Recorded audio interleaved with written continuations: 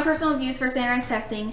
I do believe that we need some kind of measure for student academic progress. However, I necessarily don't believe with the format of standardized testing or the frequency of the amount of testing either. I believe that standardized testing has a place in education. I truly do. I think that certain tests are very valid and can help students prepare for or show preparedness for the university.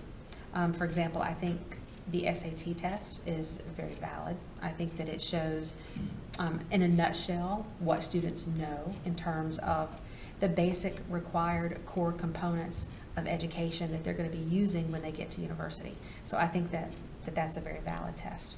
I think for the most part, I think standardized testing has a place and is valid and is valuable for education.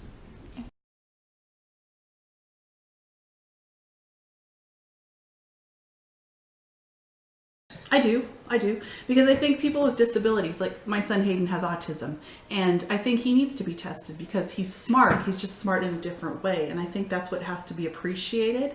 And when he was in 6th grade, I want to say they did a standardized test for him, and his teacher called me ahead of time and said he was going to get a 0 because he could do the work, but he did it in his head and with his fingers, and he would write down the answer.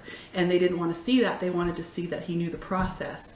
And sure enough, he did the test, he got all the right answers, but he failed the standardized because he didn't conform to what they wanted it to be. And I think that's one example where they really need to look at how students learn and what the best ways to teach them to get what they want out of them.